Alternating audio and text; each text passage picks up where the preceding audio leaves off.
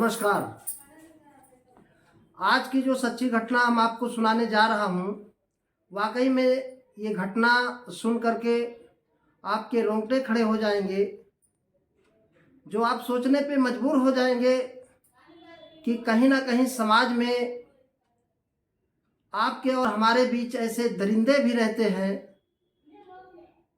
जिनकी कल्पना भी आप नहीं कर सकते और इस तरह की हैवानियत भी करते हैं और हैवानियत की सारी हदें पार भी करते हैं।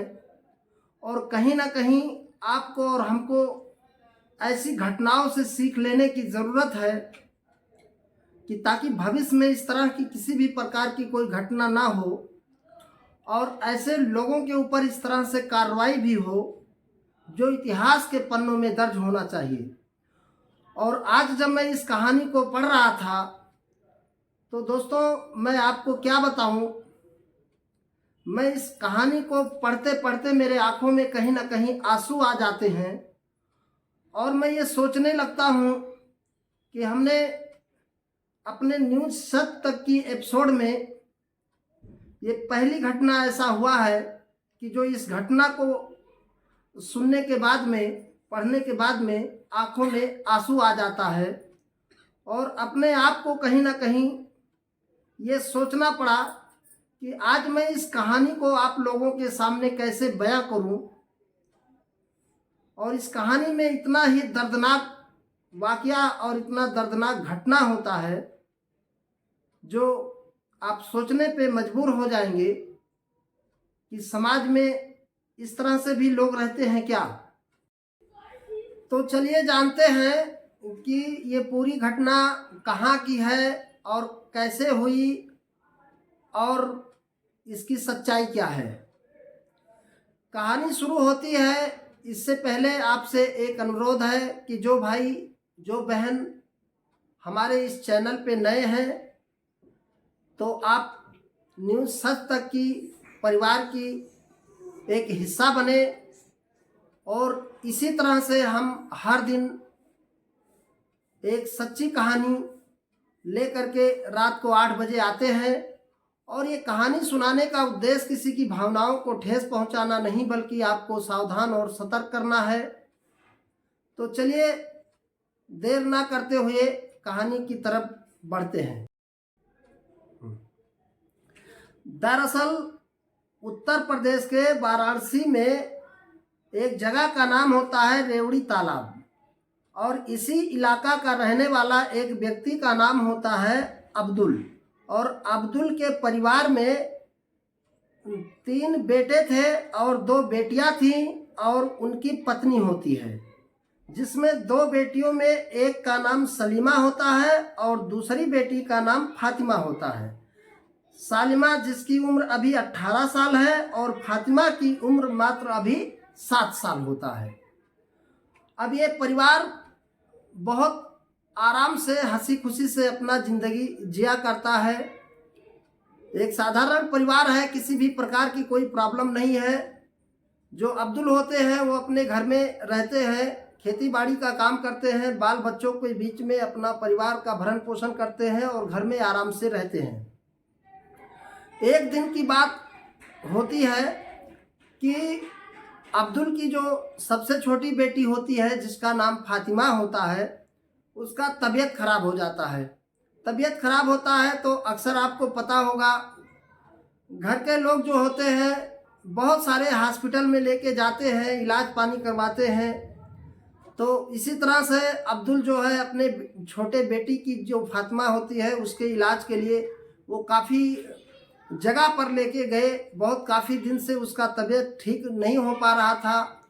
फिर इस तरह से होते होते अचानक जो है फातिमा की मृत्यु हो जाती है और पूरा परिवार उनके जो है बहुत ज़्यादा शोक में डूब जाता है, बहुत काफ़ी संकट में आ जाता है। यूँ कहे कि जिसके घर में मैयत हो जाती है तो किस तरह का माहौल होता है।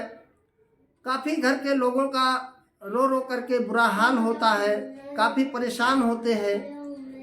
अब इसके बाद जब मौत हो जाती है तो क्या करें, लोगों को सब चीज़ तो जीत सकते हैं लेकिन मौत से कोई नहीं जीत सकता है। लिहाजा इनके जो प्रक्रिया होती है वो अपने प्रक्रिया के हिसाब से, इनका जो मुस्लिम रीति रिवाज होता है उसी रीति रिवाज के हिसाब से लड़की को ले जा कर के जहाँ पे कब्रिस्तान होता है वहाँ पर ले कर के उनके हिसाब से उसका जो भी कहा जाए उसको दफन कफन कर देते हैं। और करने के बाद में सारे लोग घर चले आते हैं। फिर अक्सर करके इस तरह से भी बहुत सारे जगह पे बहुत सारे लोगों में देखा भी गया है कि कुछ लोग ऐसे भी होते हैं जो कफन दफन करने के बाद जब घर पे चले आते हैं तो उसको सुबह शाम कई लोग देखने के लिए भी जाया करते हैं। उनकी इच्छा होती है कि चलो हमारा घर से एक परिवार चला गया है, तो उसके कब्रिस्तान पर जा कर के कुछ नहीं कर सकते हैं, रोते हैं, गाते हैं, उसको याद करते हैं और वहाँ पर घूम टहल के चले आया करते हैं। तो ठीक इसी प्रकार से अब्दुल जो है, उसकी बेटी थी, उस अपने बेटी से बहुत प्यार करता था और उसकी बेटी चली गई जब, तो ये सवेरे उठता है, फ्रेश होता है और होने के बाद में ये भी कब्रिस्तान की तरफ जाता है कि चलो थोड़ा सा देख ताक के चले आते हैं। तो ये घर से निकलता है रोते बिलखते, और जब कब्रिस्तान की तरफ ये बढ़ता है तो वहाँ जब ये आके देखता है तो देखता है कि वहाँ पे जो कब्रिस्तान होता है उसका वो थोड़ा सा खोदा खोदा टाइप का दिखता है, जैसे कि किसी ने उसको छेड़छाड़ किया हो। तो पहले वो कुछ असमंजस में होता है, कंफर्म नहीं हो पाता है। उसके बाद फिर से उस कब्रिस्तान को और एक बार मिट्टी को हटाने की कोशिश करने लगता है, तो उसका वहाँ पे पैर धंस जाता है। तो ऐसा उसको लगता है कि यार इसके अंदर में कुछ छेड़छाड़ ज़्यादा हुआ है, तो लिहाजा ये बहुत घबरा जाता है और घबराने के बाद में ये अपने बेटे को फ़ोन करता है वहीं से। तो इसके बेटे जो हैं अपना घर से निकलते हैं और इसके गांव से भी कुछ लोग उसके साथ में चले आते हैं कब्रिस्तान पे कि चलो देखते हैं इस टाइप का मामला आखिर कैसे हो गया है। तो जब आते हैं तो देखते हैं वहाँ पर कि मिट्टी थोड़ा सा दबी दबी सा लगी है और पूरा छेड़छाड़ जैसे लग रहा है। लिहाजा सारे लोग मिल करके उस कब्रिस्तान को फिर से खोदना चालू करते हैं। तो जब उसको खोदते हैं तो देखते हैं उसके अंदर में डेड बॉडी नहीं है फातिमा का। अब ये लोग पूरा सन्न हो जाते हैं कि आखिर डेड बॉडी कहाँ चला गया। लिहाजा इधर उधर थोड़ा सा देखते हैं, समझ में कुछ आता नहीं है। तो ये प्रक्रिया अक्सर ऐसा होता भी है और पुलिस को ये लोग सूचना देते हैं कि सर हमारे यहाँ ऐसा ऐसा मामला हो गया है। पुलिस तुरंत जो है एक्शन में आती है और मौकाए वारदात पे पहुंच जाती है।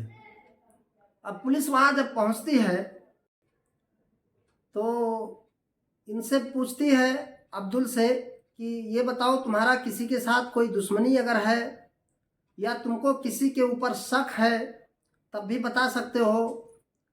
तो अब्दुल वैसे बहुत सीधा साधा व्यक्ति होता है और वो कहता है कि साहब हमारा किसी के साथ कोई दुश्मनी भी नहीं है और ना ही हमारा किसी के साथ दुश्मनी है और ना ही मुझे किसी के ऊपर शक है। तो वहाँ पे जो है खोजबीन शुरू हो जाता है कि आखिर गई तो गई कहाँ डेड बॉडी। तो गांव के भी कुछ लोग होते हैं और पुलिस के जो टीम होती है वो लोग भी मिल करके उस लाश को खोजना शुरू करते हैं। उसके बाद में गांव के ही कुछ लोग जो है थोड़ी ही दूर पे एक बाउंड्री वाल होता है और उसी बाउंड्री के बाहर में ये जो है कब्रिस्तान होता है। तो वहीं पे देखते हैं कि एक व्यक्ति जिसके शरीर पे कुछ भी कपड़ा नहीं है और वो व्यक्ति वहाँ पर उस लड़की के साथ, उस लाश के साथ सोया हुआ है। उसके बाद जैसे ही ये लोग उसको देखते हैं, जैसे ही ये लोग उसको देखते हैं तो वो लड़का तुरंत वहाँ से भागने लगता है। लेकिन बहरहाल भागने से भाग नहीं पाता है। ये लोग उसको पकड़ लेते हैं और पकड़ने के बाद उसको अच्छी तरह से पिटाई करते हैं। लेकिन ये कहो कि अच्छी बात ये थी उसमें कि जो है पिटाई करते करते पुलिस भी वहाँ पर मौजूद हो जाती है और इधर जब इसकी पिटाई होती है तो पुलिस अपने कस्टडी में वहीं पर इन लोगों को ले लेती है, एक लड़के को। और उसके बाद फिर लाश के पास जब जाती है पुलिस तो देखती है कि इसके बदन पे एक भी कपड़ा नहीं है, फातिमा के बदन पर एक भी कपड़ा नहीं है। और इसके साथ सारी रात लगभग 5 से 6 लोगों मिल करके हैवानियत की सारी हदें पार कर देते हैं। अब इसके बाद में जब फातिमा की लाश को लेके आते हैं, फिर से उसको जो भी उनका प्रक्रिया होता है उसको फिर से उस कब्र में फिर से उसको जो है दफनाते हैं। और दफनाने के बाद में ये जो व्यक्ति होता है ये उसी गांव का होता है और इस व्यक्ति का नाम होता है वहीम। अब ये वहीम का काम ये है कि गांव में जितने भी कोई गांव में अगर मैयत हो जाती है तो ये वहीम का काम होता है उन लोगों को लाश को कफन दफन करना, इसी का काम होता है। और इनकी टोटल 5-6 लोगों की टीम होती है। तो वहीम बोला जब ये लाश को फातिमा की लाश को जब ये ले जा करके इसको कफन दफन कर रहा था तभी इसके दिमाग में ये चीज़ घुस गया था कि हो क्यों ना हो आज रात को मैं इस लाश को कब्र से निकाल कर और निकालने के बाद इसके साथ हम हैवानियत करेंगे। और इसका मन दिन में ही बन गया था कि मैं इस काम को करूँगा ही। और सबसे बुरी बात ये थी कि जब ये काम वहीम करता था तो ये दारू पी करके ही ये सब काम किया करता था।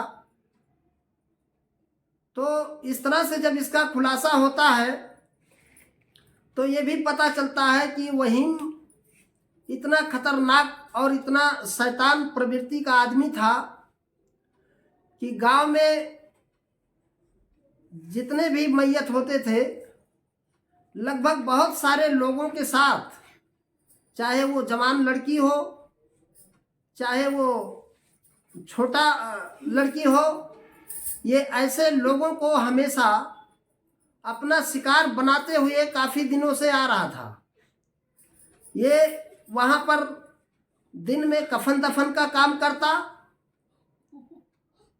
और रात को उस लाश को निकाल लेता और निकालने के बाद वहीं पे एक बगल में रूम रहता था और उसी रूम में ले जा कर के ये 5-6 लोग मिल करके लाश के साथ हैवानियत करते और हैवानियत करने के बाद में फिर से लाश को ला करके उसी कब्रिस्तान के अंदर ढक देते और ढकने के बाद किसी को पता लता नहीं चल पाता। लेकिन संजोग से फातिमा के इस मामले में अब्दुल सवेरे सवेरे जैसे ही वहाँ पर पहुँचे तो उन्होंने इसको जब देखा घटना को और जब ये घटना पुलिस के पास पहुँची तो इस घटने का खुलासा हो गया। इसके बाद पुलिस ने उनके जो 5-6 आरोपी थे इनको गंभीर धाराओं में मुकदमा दर्ज करके जेल भेज देती है। तो दोस्तों इस कहानी को कहने का मकसद किसी की भावनाओं को ठेस पहुंचाना नहीं बल्कि आपको सावधान और सतर्क करने की ज़रूरत है। और ये कहानी अगर आप चाहेंगे तो आपको इंटरनेट पे भी मिल जाएगी। ये कहानी पूरी सच्ची कहानी है और रियल कहानी है और ये कहानी बनारस की है। तो आज के वीडियो में इतना ही। कल फिर मिलेंगे क्राइम की एक सच्ची कहानी को लेकर। तब तक के लिए अपना ख्याल रखिए। नमस्कार। वंदे मातरम।